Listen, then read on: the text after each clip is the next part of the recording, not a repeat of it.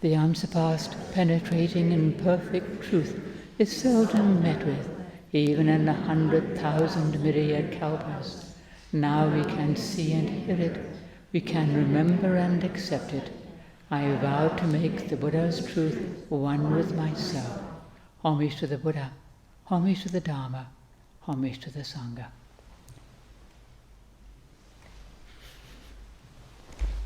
So it's nice to see everyone. We just had our transfer of merit ceremony. And somebody might have explained about what is merit and what are we doing, but I will very briefly, what is merit and how do we offer it to other beings, or transfer it or whatever? Well, it's a little bit like praying for somebody, but without a kind of asking for a particular outcome, like wishing them well, may all be the best, well for this person. Not that may they pass their exams or, whatever it might be, but just wishing them well. Somebody's sick. They may die, Maybe it's their time to die. It's not we're just trying to fix things for them, but to wish them well. May all work out for the best for them. So that's what we do. And it's not magic, but it clearly works, because people for whom merit has been offered feel it, And sometimes one person, sometimes a whole group of people, And it helps us too, actually, because we don't feel quite so helpless when we see suffering, whether it's somebody we know and love, or whether it's whole groups of people, maybe it's the whole world, it seems to be a mess at the moment. Just offering merit helps us feel a little bit better. We're not quite so helpless in the face of it all. And I think it does help beings. The scripture of Avalokiteshvara Bodhisattva, which we just sang, and of course you were mostly offering incense at the time, so it's hard to kind of completely pay attention, but I'm going to talk about it a little bit, because it's a really wonderful thing. Well, Kanzeon is a Japanese name for this Bodhisattva, and Avalokiteshvara is a Sanskrit name. It's the same being, Kuan Yin in Chinese. And we have her as a female being in the scripture. We used to have it as in, I think in ancient India, Avalokiteshvara was considered male. Then in China, I think female, and then in Japan, beyond male and female. Reverend Osmond's nodding. Am I right? I think I'm kind of right. So really, beyond male and female, but there's been so much emphasis, we just thought, to balance it out a bit, we have always male beings, male Buddhas and male Bodhisattvas. Let's have a female one. Let's have Avalokiteshvara. So we made a female, although in fact it's beyond. But, people relate to that. Well, what is a Bodhisattva? There's different forms, but can be seen in different ways. She can be seen as the actual being who helps us, who actually people pray to and get, some people see Avalokiteshvara. I don't, but some people do, and I'm not going to say they're wrong. I'm not going to disbelieve that. We don't have to absolutely believe everything, but we don't have to disbelieve. So, just to keep an open mind. Maybe there is a being who comes and helps beings, people, or whatever it may be, in whatever form she, he, or it may appear. Something does help beings who cry out for help in some way. And also there's several big bodhisattvas, and they all have their own attributes. Avalokiteshvara is compassion. Manjusri, wisdom. Samantabhadra, universal love, and so on. So they all have their attributes. And the bodhisattvas can also be seen as characteristics we would like to embody and cultivate in ourselves. So if we want to cultivate compassion or wisdom or whatever, we might consider that bodhisattva and ask them to help us. Different ways of seeing them. And in this Avalokiteshvara scripture, you can consider, how do I find compassion in these situations in which I find myself? Because in the scripture we can see Avalokiteshvara both as a bodhisattva helping beings and as qualities of mind or compassion that can help us in the various situations of our lives. So we can see in either or both ways.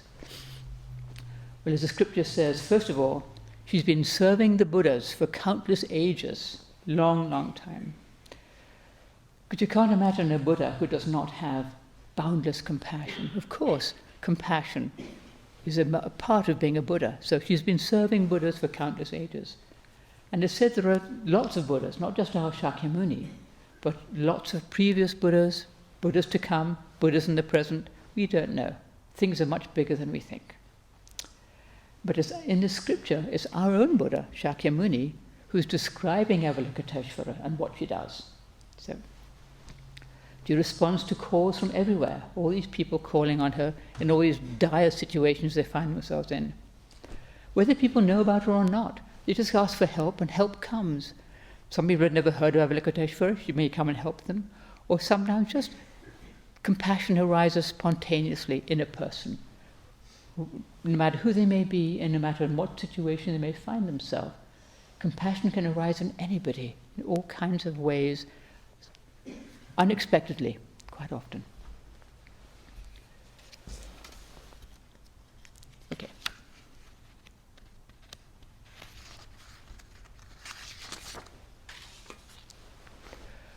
Well, all these dreadful situations that are described in the scripture, being flung off mountains and attacked by enemies and put in prison and all kinds of things, well, they can be seen as our own perceptions of things. Being in prison, where we're in the prison of our own fear, our own hatred, or our own desires, or whatever, But compassion can help to free us from that. Just these, in all these different ways. Somebody trying to push us into a fiery pit is one of the first ones. And that could be seen as somebody trying to make us angry, or we think they're trying to make us angry, whether they really are or not, we don't know. But if you can find compassion in that situation, when we think, we're kind of having a set to with somebody, well, that fiery pit can become a cool lake. If we can find compassion, if we can sit still, take a breath, and not just react, but if we can just think of compassion, then that fiery pit becomes a cool and silver lake. Our anger is kind of cooled. It cools the whole situation. Sitting still. This is a fundamental thing of compassion. Just being still with whatever is going on is itself the practice of compassion, no matter what, no matter who, no matter where, no matter how we find ourselves. Just to be still, just to take a breath if that's all we can do before we react or before we get upset, We can all think of situations where, we may be like somebody that seems to be trying to make us angry, or we get beginning to get upset with somebody who seems unreasonable to us. And then we might consider, maybe this person's having a really difficult time. Maybe something has happened that I don't know about. Maybe somebody's died. I don't know, And maybe it's not about me at all. They're just having a really difficult time and I just happen to have set them off, or something has set them off. I don't have to react and get upset. I don't have to get angry too. Just to have compassion for that person. Because when you're angry, you're not happy. You're miserable when you're angry. You may think it's justified. You may have this sort of upright of righteousness, but actually it's a suffering because it creates trouble and it's not peaceful. So we don't have to take it personally if somebody is angry at us or seems like they're trying to make us angry. Maybe not about us at all. We don't have to take it personally. Because it's taking things personally that tends to cause us suffering. Taking things personally, thinking this person's out to make me angry or being unkind to me. It may be nothing to do with me. And even if it's somebody we know well, we don't know what it's like to be them.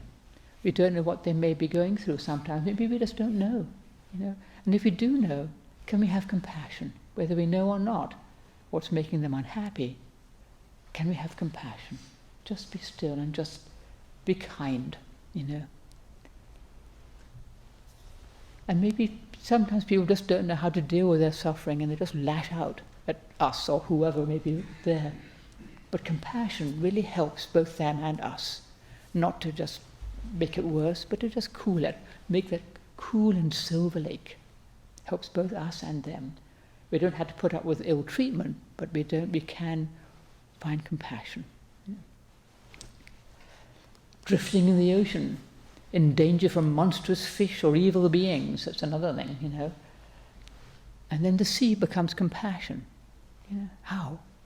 Well, if we're afraid of somebody or something, there's evil, you know, this ocean filled with lurking things I can't see, or maybe I think I know what's there. But that fear of what we don't really know, because fear is always about we don't know what's going to happen. We don't know what's out there, you know. What we don't know, what we can't see, we get afraid. But compassion can help us with that fear. To recognize, you know, I'm really afraid. I may know what I'm afraid of, I may not know, but mostly I'm afraid of, I don't know what's going to happen. How will it be, you know? But it's our little fearful self that's at the bottom of the fear. Excuse me. Afraid for myself or the people I love, but it's all mostly about me, you know. That's why we are afraid. Me versus something else or somebody else. Me versus what's out there. Me versus the person I can't get along with. Me versus anything. The great unknown, the nameless dread, which I talk about often. Thinking of that as something out to get me or something I need to be afraid of.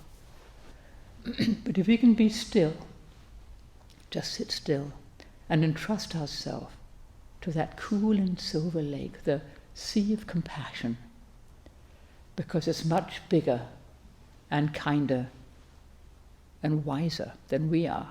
There's something there within which we live, actually, that vast ocean of compassion that sustains us, that gives us our very life. And if we can just entrust ourselves to that, in the midst of fear, worry, not knowing what's going to happen, whatever it might be, to entrust ourselves to that, it helps us immeasurably. The world is not out to get us, you know.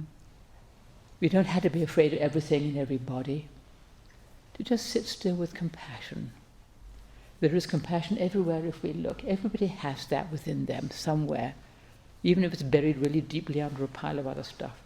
Everybody has that heart of kindness because everybody has Buddha nature. We're all part of the great ocean of compassion, Buddha nature, the unborn, whatever we want to call it.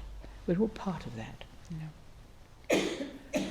And it doesn't mean just foolishly trusting people we shouldn't trust, but it does mean not assuming the worst of people, assuming the worst of situations, thinking everything's awful, or everybody's an enemy, you know, or whatever it might be, whatever we're afraid of. Just to have compassion for that fear, not think, oh, just get over it, you know, but to treat that fear with kindness, just to be still and entrust ourselves to something greater that we can entrust ourselves to. Not assuming the worst.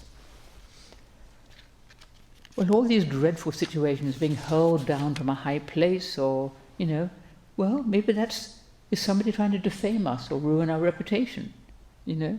It can happen. When it happened to the Buddha, he would just ignore it. People would say, oh, you have to defend yourself. But he wouldn't do anything. He'd just say, don't worry, it'll die down. And it would.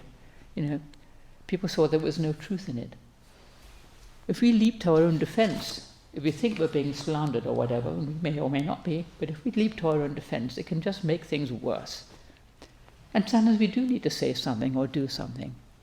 But compassion for everybody concerned, including ourselves, helps an awful lot. Not getting righteous, enraged or whatever, just, I don't know why this is happening. Or maybe I do know. Maybe they're envious, or maybe it's, I don't know. But to just have compassion. There's a reason people do things. There's always reasons people do things, and we don't always know what they are. Usually we don't. When there's some great storm in the scripture, when everything seems to go wrong, you know what it's like. You just have one awful thing happen after another, turmoil in our life. How do we find compassion for ourselves and everybody else concerned? By sitting still, just being still within that and accepting what's happening. Try not to get too upset by it all and be reactive. And just doing our best with it, whatever comes our way. Just doing our best, one thing at a time. Sitting still That is practicing compassion, to just be still with the turmoil that comes our way, which inevitably does in life sometimes. Just being still with kindness to ourselves, kindness to everybody concerned. If struck by cruel disaster's evil hand or tortured by interminable pain, we flee to Kanzeon's gentle arms, she being wise and full of mystic power, who will save us from all worldly grief and care. Lovely. This doesn't mean that disaster won't happen. It doesn't chase it away. Disasters do happen. It doesn't mean our pain will go away. We do have pain. Sometimes it's interminable. But if we sit still and do our best to accept it, and just do our best with it, take medicine if we can, or deal with the disaster. But if we sit still and find compassion somehow, we suffer a whole lot less. To ask for help from other people, from Avalokiteshvara, from the universe, whatever. Just to ask, please help me, asking for help.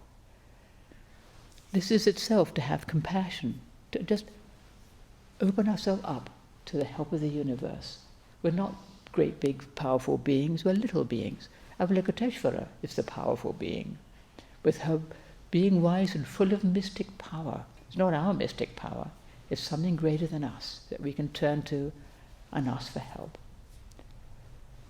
Having compassion for ourselves, having compassion for other beings. When we've been through some pain and suffering, we know what it's like, and we're more likely to have compassion for other people going through pain and suffering. People have suffered loss of a loved one. They know what that's like, and they tend to be very sympathetic when somebody else has somebody die,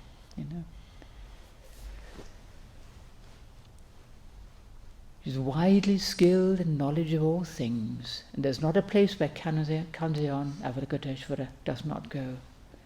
Widely skilled in knowledge of all things, knowing everything, seeing everything, knowing, seeing all. Well, there's no judgment, loving, knowing all, no matter what a person has done, no matter what they've been through, no matter where they are, what situation they find themselves in. There can always be compassion. You can always ask for help. None of us is outside that, or we can think we're unworthy, I shouldn't ask for help, I'm just but actually we can and we do, we have to. None of us is so awful that we're outside that compassion. We're not that great, We all need compassion, we all need help, and we can all ask for it, and we can all open up to it, And when you sit still, we can see more clearly, without judgment, if we can have compassion. Nothing is unworthy of compassion, as I said. There's no place where compassion does not go. It goes everywhere like water. Pervades everywhere. Water doesn't think, ew, I'm not going to go into that mud over there. It just goes right in, Doesn't look, it doesn't cross, it doesn't care. All compassion's like that. Will go everywhere. In the muddiest, darkest, awfulest places. In our own hearts and in our world. Compassion can be there. You hear stories of people in dreadful situations, and there's compassion. People in death camps, and somebody will be really kind to others and give themselves endlessly to help other beings. And sometimes they get killed or they die. It's not like they are immune, but they do their very best to help other beings. Everywhere there's compassion. So when you make a judgment about somebody, about ourselves, or about a situation, or about another person, we don't know the whole story. We don't know why people are the way they are. We don't even know why we're the way we are most of the time. Why is this happening? Why is it like this? We don't know all the things that are there. And over again we might find we've misjudged somebody or some situation, but when we learn more about it, we think, oh, well, that's not a great response, but oh, that's why they're like that, We soften our view. We can become more open and more kind. Maybe better to have no view at all, but to have a softer view than some kind of judgmental thing, I know what's going on here. That tends to be when you see in black and white. Well, nothing's black or white. It's all, grey. There are various shades of grey. But to just accept people and accept the things they do, and accept things as they are, with as much kindness and compassion as we can muster. It seems to be like the best, the kindest to ourselves, kindest to other beings, to do that as best we can. All the evil ways of living, all the pain that comes from birth, old age, disease and death, will for eternity all pass away. We're all subject to birth, old age, disease and death, but we don't have to suffer quite so much if we can sit still and accept them with compassion, whether it's our own or somebody else's. Well, of course we grieve when somebody we love dies, or there's some serious illness. But if we get angry about it, it gets a whole lot worse. It's really painful if we're angry about the things that happen to us or to people we love. But if we can accept them and find compassion within that, it really helps us and them, you know. We're not in control of our lives. We're just little beings. We all get sick. We all get old if we're lucky. And we're all going to die. But if you can face these things with courage and compassion, sit still and truly accept them, then we're learning wisdom. And that's the other thing. Compassion and wisdom go together. You can't have one without the other. If you have compassion with no wisdom, it's just, you know, a nice feeling, but it's not really helpful, because you've got to have some wisdom to know how to accept this, how to deal with it, how to respond. Maybe I can do something, maybe I can't. Wisdom wouldn't be wisdom if there wasn't compassion. It would be cold. There has to be compassion with wisdom. That's why Avalokiteshvara serves the Buddhas. All the Buddhas. There couldn't be Buddhas without compassion. It would not make any sense at all. Boundless compassion. Unjudging compassion, you know. The Buddha, you know, he would talk to everybody. People would come to him. There'd be, you know, kings, merchants, courtesans, street sweepers. There was the night soil carrier who felt completely unworthy because people would avoid him because he was a poop cat, you know. Somebody had to deal with it. And he heard about the Buddha and he couldn't resist. He came to hear him, but people sort of drew away from him and he ran away. And the Buddha saw this and went after him. And the night soil carrier falls on the ground. And the Buddha says, "Come and be a monk." And he did. Buddha didn't mind. He was fine, you know. But that was so unheard of in those days. Even now, probably. And to just accept beings with complete compassion and love like that, it's just, that's what Buddhas do, you know. Well, I've only talked about a little bit of the scripture because I don't do long talks. I don't want to go on and on and on. But it's full of wisdom, this wonderful scripture.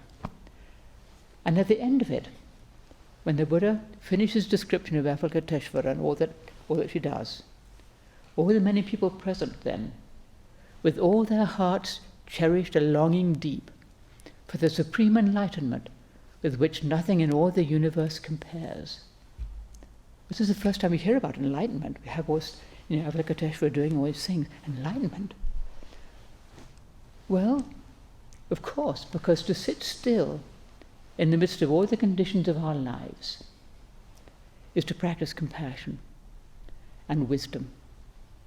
Both compassion and wisdom. Just sitting still with all that comes our way. When we begin to learn to meditate, we may think it's just to help us with our immediate suffering, but it's much more than that. We're on our way to something much greater, much bigger than me and my little suffering. And when we aspire to realize the truth, which is what does tend to happen, and when we have the wish for enlightenment, it's not just for ourselves, it's for all beings.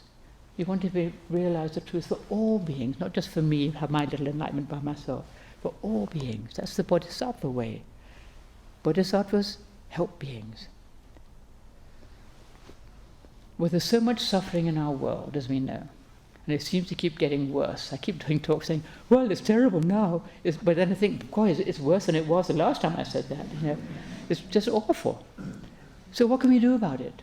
You know, we can sit still, we can practice compassion, and we can offer merit for everybody concerned, without judgment, without anger and hatred. There's enough of that, but just compassion. And we may not understand half of what goes on, but if we can do it with a little bit of compassion and just offer merit for everybody, that really helps, no matter what's going on, just compassion. And this is Avalokiteshvara's teaching for us today.